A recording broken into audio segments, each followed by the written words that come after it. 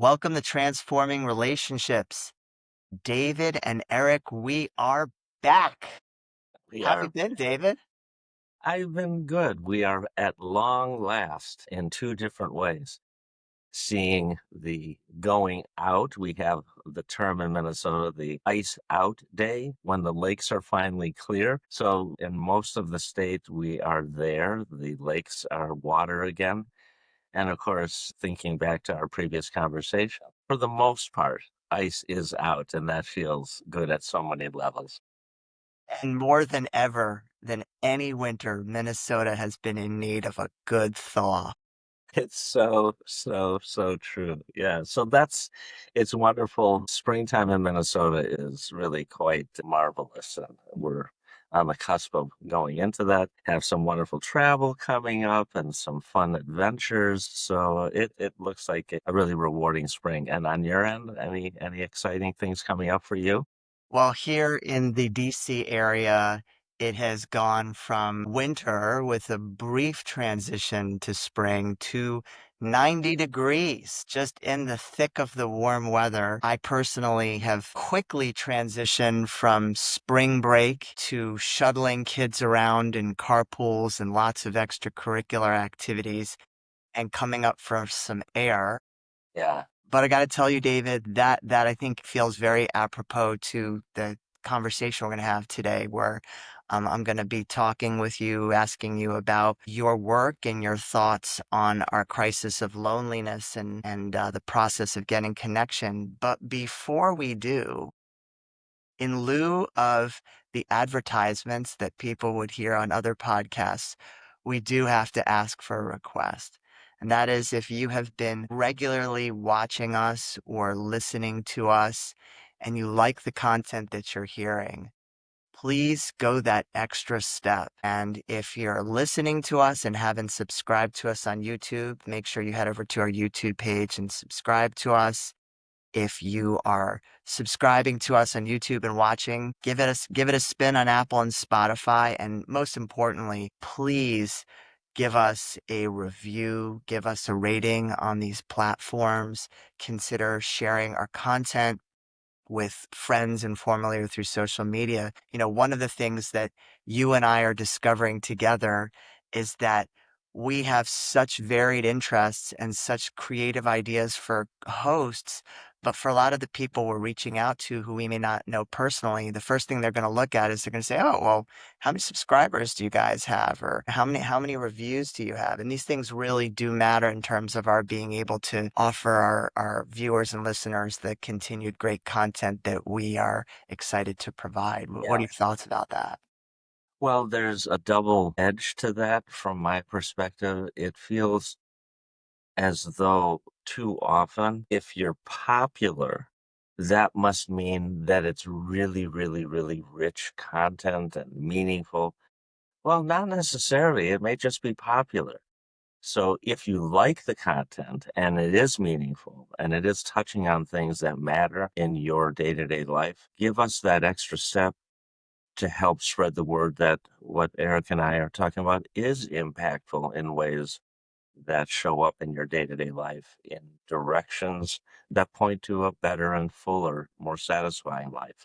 So that's kind of at the core of my hope for our audience to touch them and be touched, and for us to be touched by them in ways that I hope grow over time. Amen, brother. Yeah. And actually, on that note, we always say this at the end of every episode to reach out to us on email at transformingpodcast@gmail.com.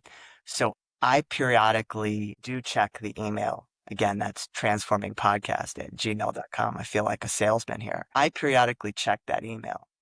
And so far, I'm really disappointed. We are getting a lot of solicitations from, snake oil salespeople pitching to be on our show, or the latest, greatest SEO tool of how to get our podcast ranked. But what we aren't hearing enough from is our listeners and viewers. And we could see from the statistics that we have a nice following of people that are checking out our episodes. So, if there's something in this episode or another one that's moving you, reach out and let us know. More than happy to share your questions and comments on our show. Well, I think one last comment on that. The theme, of course, is the transformative power and potential of relationships. Well, don't overlook your ability, your power to influence the course that this podcast takes by helping us understand how we can be more responsive to what you're really looking for. Otherwise, we offer what we think would be useful, but without that feedback, it's not a feedback loop. And without a feedback loop, we don't have a way of making in the moment, real time course corrections that are going to meet your needs more effectively. So there's a marketing podcast popularity piece that Eric is talking about, but also in any kind of transformative process, it isn't transformative in the absence of feedback. So we really depend on you for that and look forward to your comments, reviews, emails, etc. So, Sounds great. So, why don't we transition and just to get us started, I just want to share something. So, you approached me probably now was a month or two ago, and you said that there was this topic that you were really keen to talk about, that the topic both of loneliness and people feeling alone and the crisis of connection, the difficulty finding meaningful connection. And I wondered if you could just start us off and tell us a little bit about why that topic interested you. yeah, excellent. The American Psychological Association puts out an annual report. The APA, American Psych Association, is the largest national organization that represents the field of psychology. So in it, the 2026 issue talked about what they call the crisis of connection, that the rates of people saying, I feel alone, I feel lonely, I feel disconnected, are as high as they've been in recorded modern history.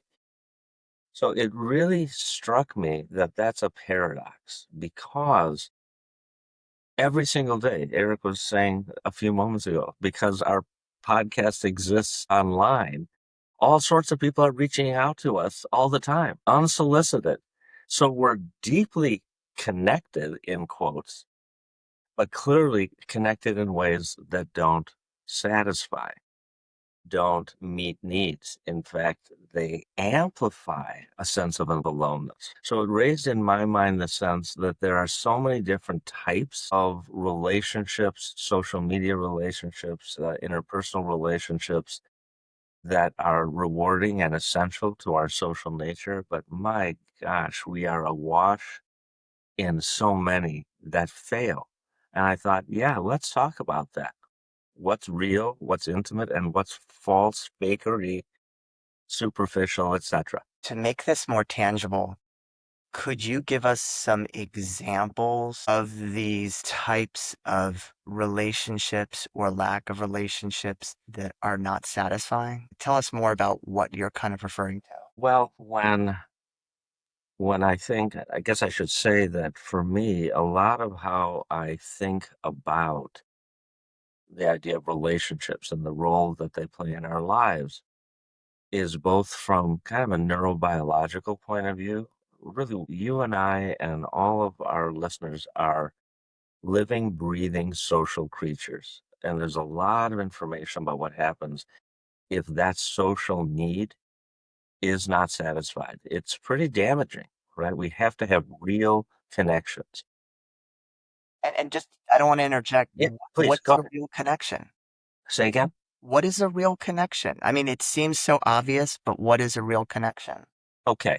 So that's a real connection to me is when the person, I'll use myself as an example, in relation to you. I don't have the feeling that I exist merely to satisfy your whims and needs. I'm not put on the world, on the earth, to just satisfy you. That you have a way of relating to me, communicating to me where I feel seen, I feel heard, I feel validated. In other words, I matter, right? So, this sense of mattering that we count, so many of my clients will have an experience or have had many experiences where it could be from childhood, parents failed to give that message that you're here in my life and you matter to me. Instead, the sense that I'm an inconvenience, I'm an irritant, I was never wanted in the first place. Those kind of messagings in childhood or rejections in teenagehood or in adulthood, betrayals in relationships or in other ways, there's the sense that what was I thinking? It wasn't a real relationship. I just read in the New York Times this morning that someone in the American Southwest, a Latino person who's in the food industry, is feeling a deep sense of betrayal, that the relationship he had with our current president, that this person voted for enthusiastically because he felt this connection, he gets what me and people like me need. And now he feels, I don't think that was true. I think it's self-serving. I can't vote for him anymore. I feel betrayed by him. So literally from our deepest childhood levels all the way up to us in our world, that sense of I feel heard, I feel seen, you're taking my needs into account. Not that you organize everything around me and that everyone should organize around me. It's a back and forth of being seen, being heard, being validated in ways that help us deal with conflict. Conflict is inevitable, but there's a sense that you and I are in this together. You're real, I'm real. You sense that, I sense that. We interact, we're intersubjective, if we use a word from our field. So the APA is saying, boy, there is an increase in the numbers of people who, despite the number of friends they have on social media or the posts that they post or that people respond to, it's superficial. It's connection light. It's not real.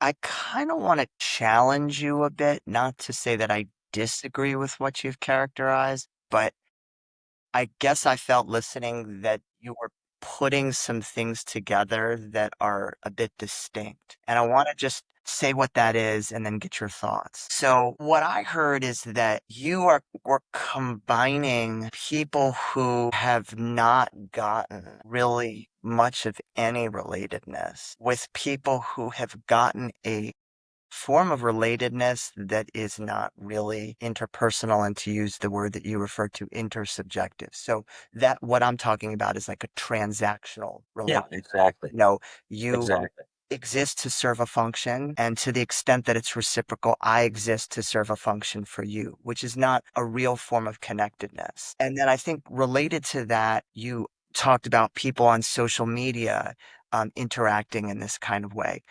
I actually have some familiarity with this from my love of DJing and sort of foraying into that. And, what I can say is the vast majority of those connections on social media, the implicit agreement is you like me, I'll like you. You follow my stuff, I'll follow your stuff. You buy my stuff, maybe I'll buy your stuff. So it's transactional. And then I think, another grouping that I didn't necessarily hear you say, but that I think is important is the people that have tasted the quote unquote real connection. Maybe they've had a few relationships that have been like that, but then they've lost it and they're yearning for that. Or perhaps they never had it, but they're deeply relational beings. So they, at an intuitive biological level, understand what they're looking for and are hungry for it. And I was wondering if you could speak more about some of these distinct subgroups, how they're different, and also what they may have in common in terms of their experience of loneliness. Could you say more about that? A few minutes ago, I started talking about our social nature at an evolutionary biological level. At the other side of it is the existential level, the level that relates to the fact that, so far as we know, we're the only creature that is aware of our own mortality. That creates all sorts of different reactions around this theme that I am impermanent. I'm not going to be here forever. And that can create for many people a sense of deep aloneness, fear, etc., etc. So that comes into at least the work that I do, where people are feeling that their lives may be full every minute of the day, and yet it feels empty. They are surrounded by one obligation and activity and responsibility, and yet they feel deeply unfulfilled. And as they move into these so-called midlife, and they start to sense, my God, there's more of my time behind me than there is ahead of me. I'm heading toward the end of my life. The emergence of this sense that what in the world am I doing here? And who gets me? Who understands this dilemma? And in a sense, that can happen regardless of how you were raised. As we come into one of my favorite authors, a guy named James Hollis, talks about midlife not as a connection to a number, 40, 45, 48. He says midlife begins when we start to have this sense of why am I here? What am I doing here? Who is doing this with me? Who understands? Who can I relate to about? And that really impacted me. So, regardless of how we were raised, being raised with the absence of that makes it worse. But we're going to find some time in our lifetime when we step back with this awareness that I'm in this world filled with people, filled with obligations. And is it just that I put in my time and then at the end of it, I'm gone? Is that all there is? So I think that that is an important aspect of the feeling of aloneness, loneliness, connection, and why I was saying before, it's so important to have a sense that there's at least one or two people who get me. I think the conclusion you just got to is that is the point, right?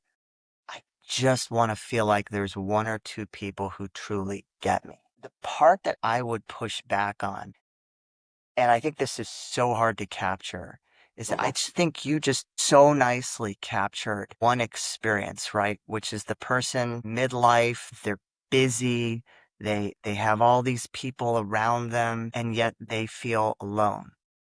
However, we have people who are in a more senior position in life whose friends are either dying or they're moving away and increasingly their sense of connection has decreased. I think we also have people who are, you said 30s and 40s. We could have people who are in their teens or who are in their early teens and they feel like all around me, whether it's high school or college, early 20s, seems like people have friends and people connect. And I don't really feel like I'm a part of that. Right. You could go to a really big extreme of, the caricature of the gamer or the, terminally online person who's in their basement. That certainly exists. And I think that's certainly painful.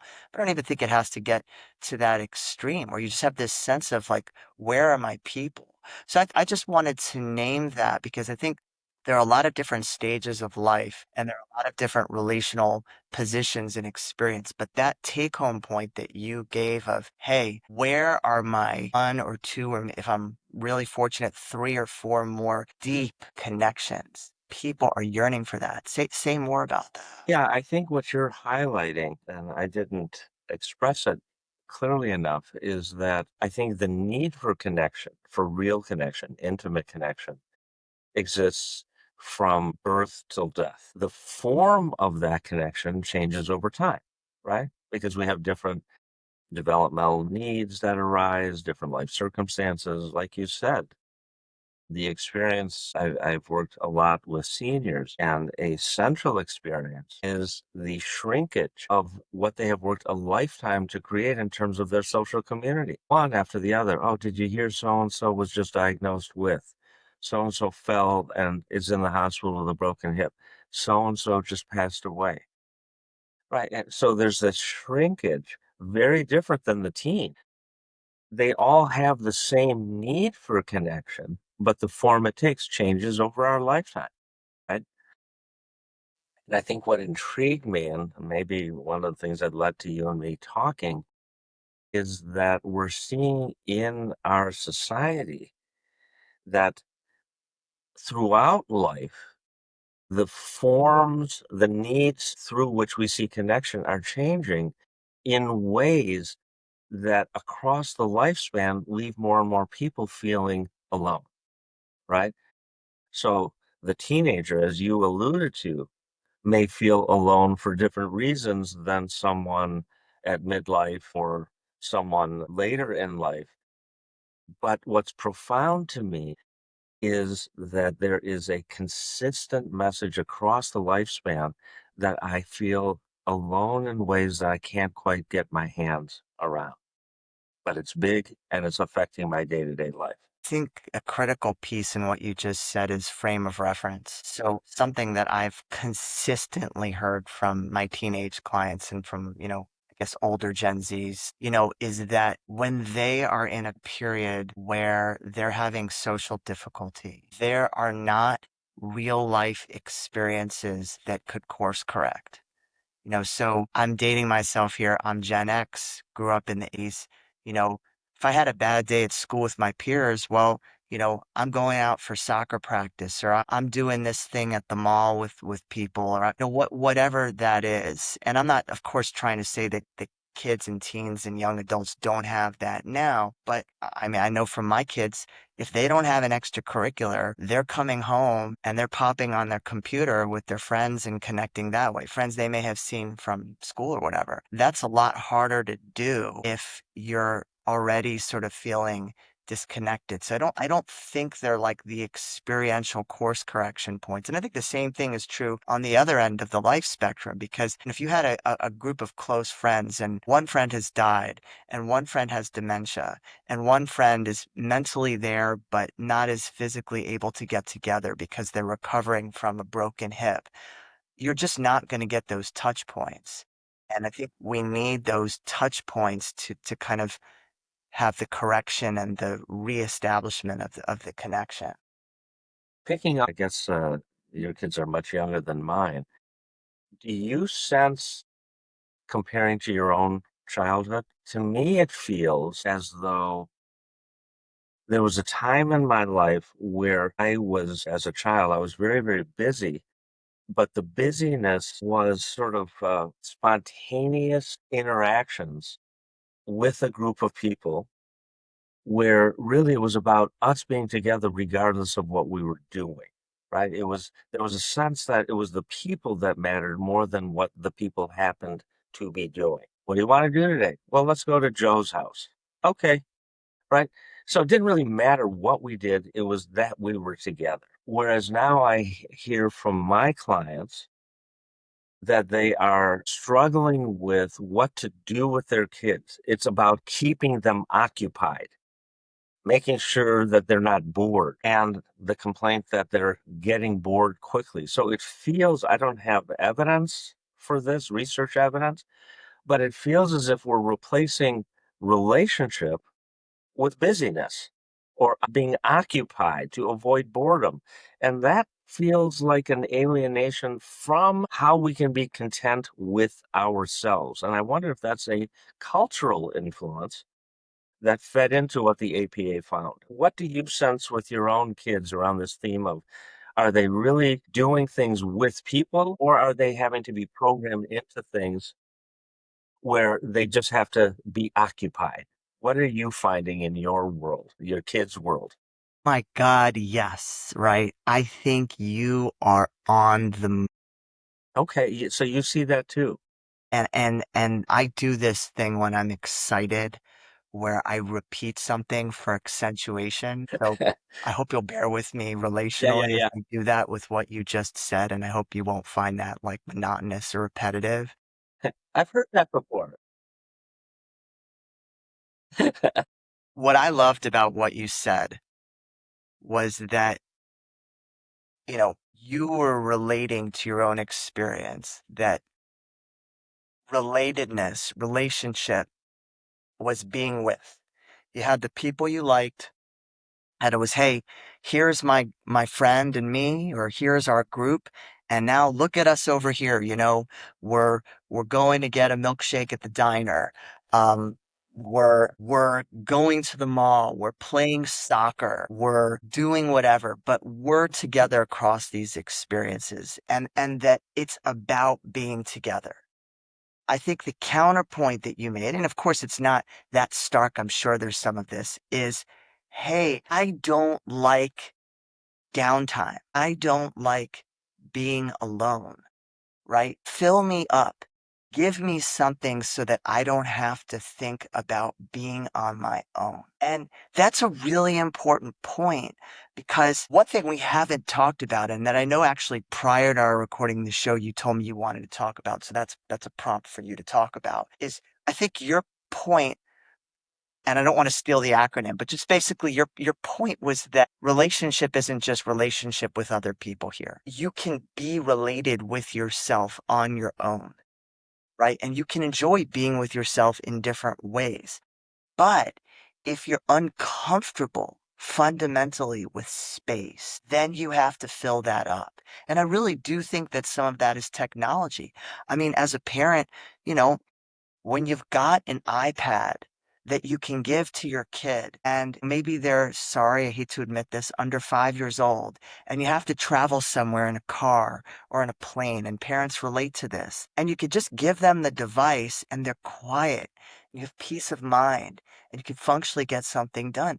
That is so damn tempting. But what are the long-term effects of kids and teens and young adults being conditioned like that, where they don't know the experience of just kind of hanging out and not really doing anything? Jonathan Haidt, Haidt, wrote a book, The Anxious Generation, that is all about exactly this. My social commentary here, as co host with you on transforming relationships, is that technology has created an enormous number of positives. On the downside, the genius of the algorithm makers, the software engineers, it is very wired into our neurobiology. What grabs our attention, what gives us those dopamine and other kind of chemical hits that keep us engaged in a sense, in a way that has us continually chasing the next hit, the next hit, the next hit. And little by little, especially with children, that is irresistible. And the consequence, from my point of view, is that it's hard for human relationships to do it that efficiently, that automatically, because human relationships are more complex. Yes. Human relationships include conflict. Human relationships include distress. So it's a much wider gamut of human emotions and human biology that has us developing really sophisticated wiring, especially from our ears forward in the brain, the frontal and prefrontal regions of the brain, that are most densely wired in people who are the most deeply immersed in real relationships. Okay, there's actual brain thinning when we are awash in superficial transactional connections. So I have a concern about that, that we're, being led by the nose as children, as teens, throughout our lifetime away from the richness, the complexity, the challenge of what it means to be together despite differences, despite conflicts, despite tensions, because how we navigate our way through enriches all of us. And I'm worried that that's falling away in the world. And I want to share something really personal in Okay. response to that. Okay. And I've talked to you about this off air. Hmm. So maybe a month ago, when you and I started to really get more involved in the things that we are fastly learning that we have to do to promote this show, I started experimenting with, you know, creating clips from our long Yeah. episodes for putting on social media. I started experimenting with using AI to kind of help me optimize those clips, find the right captions and the right on-screen text. And I honestly kind of geeked out with it. It was really fun. Hey, I picked this clip and look at the response this is getting. And, I think apropos to the Vegas effect, I had this intermittent reinforcement where this one clip got 8,000 views? What the hell? Oh, this next clip only got 200 views. And David, I found myself getting more and more immersed in it. And so it was the kind of thing where, you know, let's say my wife was working late and I had to put the kids to bed, or let's say it wasn't that. And, I'm in my head saying to myself, Eric, stay present, right? Stay present, stay present. Oh, bedtime, get to read a book, or, oh, here's this interaction with another child. And there's this other part of me that's like, oh, when can I get this done? So that I can go back and I can get the clip. And how many likes is it going to get this time? Maybe it's going to get better. Maybe we're going to get this amount. And I had to just pause multiple times and be like, what the hell am I doing here? What the hell am I doing? It's so seductive, isn't it? So seductive. And I had two things that I can think of that pulled me back, right? I'd like to at least think that I'm a fairly relational, psychologically minded person. So I have that understanding of myself to be able to recognize that something is wrong. The second thing, right, is I have enough life experience to remember before this stuff existed. And so intuitively from my life to recognize something is not right about this. Well, what happens for the people that don't have that frame of reference? What happens for the people who are perhaps not psychologically minded in that way? And who may be, and you can speak to this, neurologically prone to the dopamine kinds of hits. What about those people? I think that I'm going to sound old fashioned, I suspect. We're in an era where whenever there is a perceived problem, neurodiversity. So the solution seems to be in the direction of, well, we'll create some technology, some device to help address that need. It's an external creation to fix an internal issue. So the old fashioned thing that I was alluding to, and I don't think this is just because of the age that I am. I think it predated me by a billion years or so. I think that what I do and what I encourage my clients to find different ways of doing is not to go look for some technologically based solution, but to go back to the most ancient regulator of our internal state, and that is our natural environment. So I'm a very, very big proponent of stepping away from the hustle and bustle and the feeling of being turned inside out and to go back to places where you can sit, where you can observe, you can take in what's around you. And especially if it's happening in nature, there is a very powerful cascade of physiological re-regulating, rebalancing effects that happens within 20 minutes. Okay. We will see reductions in blood pressure, increases in immune function, respiration changes, liver function changes. It's just this whole cascade within 20 minutes of taking a gentle walk in some sort of natural environment. Why? What does that tell us? To me, it says if you feel lonely, if you feel alienated, do some things that reconnect you with the rhythms that are waiting inside of you to rise up and help you feel grounded within yourself. From there, step into a different way of relating to one other person, maybe your child, or maybe your spouse, or maybe a friend. From there, step into. So build from the bottom up as a way that build from the bottom up in a way that helps you say, as long as I can be comfortable with myself, I'm never really alone. That's right. And that's my experience in the natural world, that I can go in there feeling alienated, confused, depressed, anxious, whatever. And when I sit, as I often do in the natural world, I have this profound feeling that I am not alone. I am with that external world because that external world exists within me. That's the natural healing rhythm, as I call it, that we start to rebalance. So that's I know it may sound old-fashioned. It's worked for an awfully long time through human history and Earth history. So maybe we shouldn't throw the baby out with the bathwater. That's my say.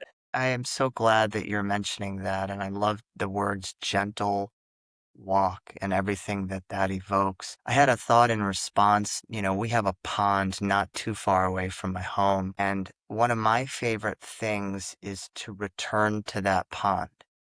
And I think that's important in terms of offering something concrete for our audience, right? You can pick a place in nature that you connect with on the theme of connection and you can return to it. And I think it's important to emphasize both the constancy of the return, of kind of coming back to something again and again and again as a way of evoking a biological de-stressing, de-escalation, parasympathetic response, turning off the fight or flight response.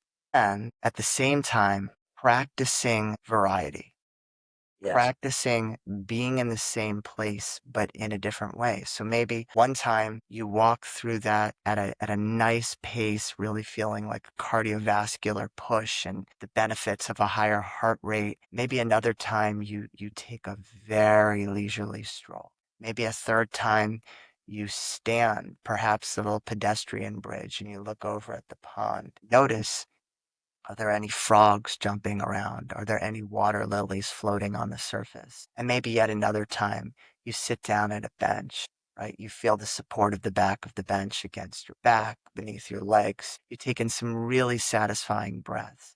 Maybe you look up at the sky, you notice the clouds floating in the sky. Or maybe you just close your eyes and you just listen to nature.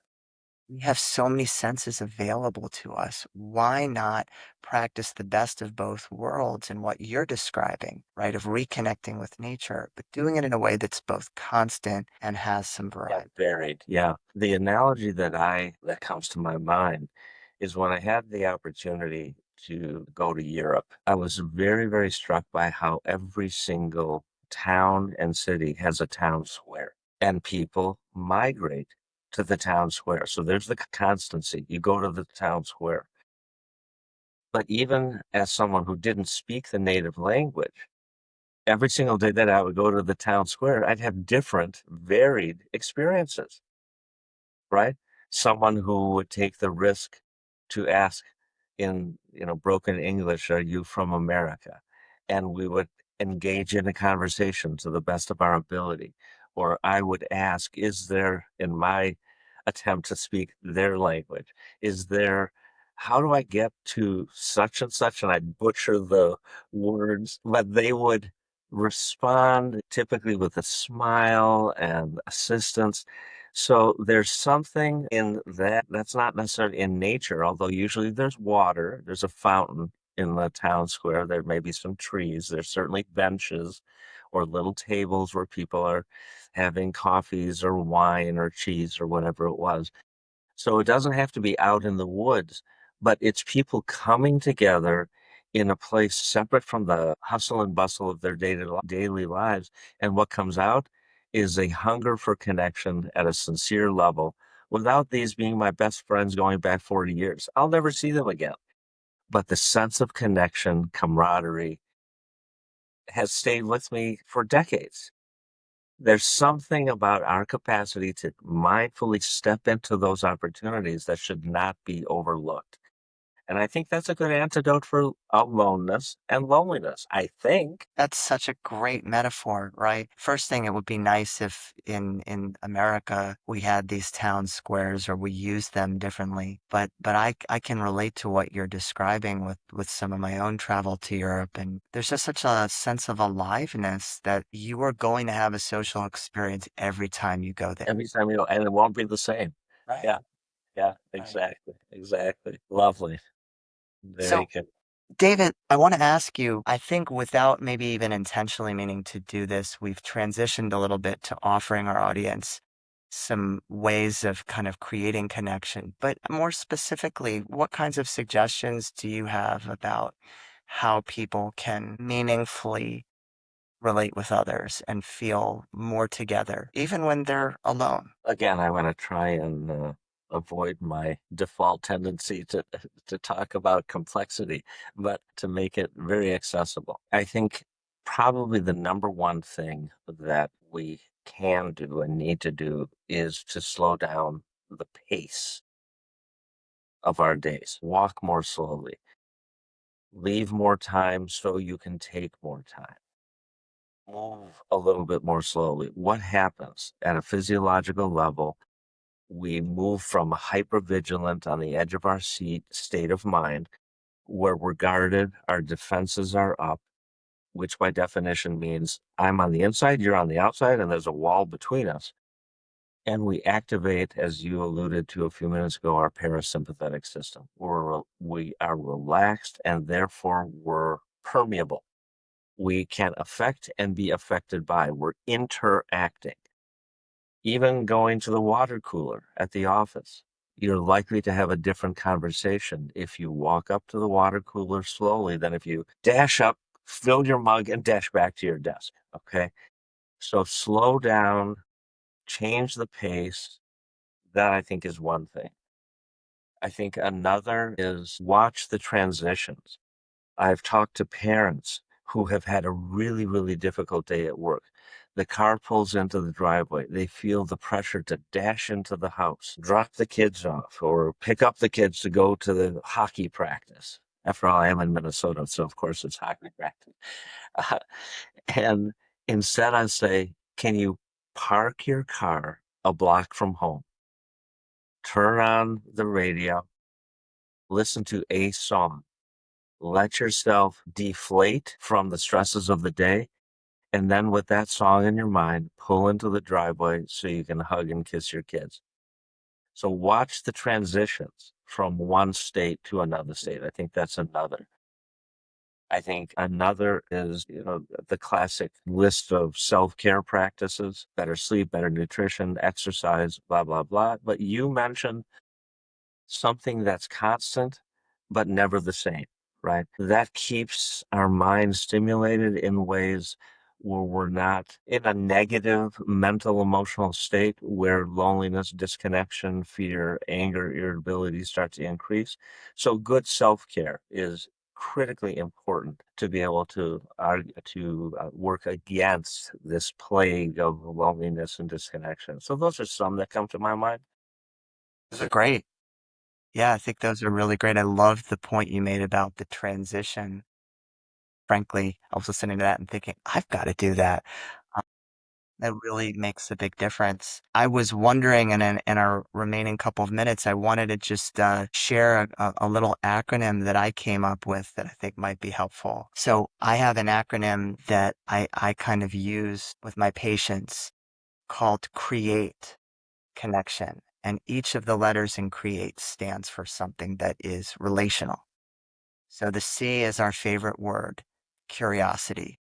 Be curious about your world around you and be specifically with regards to connection, be curious about connections. Don't assume that you know everything there is to know about somebody. Approach each interaction with a fresh mind. Beautiful. R stands for reflection, right? Don't take things at face value. I guess it's a cousin of curiosity. Reflect about your life. The E stands for empathy. Try to step into someone else's shoes and at the same time, keep one foot in your own experience. The A stands for attunement. Be attuned to people. Listen. And don't just listen verbally, listen non-verbally to body posture, to Beautiful, cues, beautiful. okay? Yeah.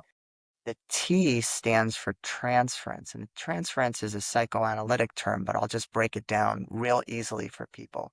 Transference is when we transfer our distorted schemas or patterns from early childhood. So everybody's got their templates, and those templates can be helpful. They're a way of organizing the world, but they can also be distortions that allow us to not see people in real ways. So ask yourself, hey, is this conclusion I'm drawing based on transference, or is this how a person is really coming across? Be open to opening your mind. And lastly, and I think that this is the point that you were just talking about for engagement, be engaged in your world. So you were talking about, you know, being in nature in an engaged way.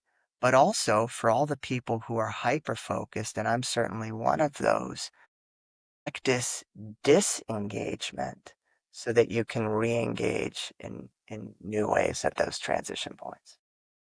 Yeah, if there was one extra letter, it would be an L. Yeah, tell us about that.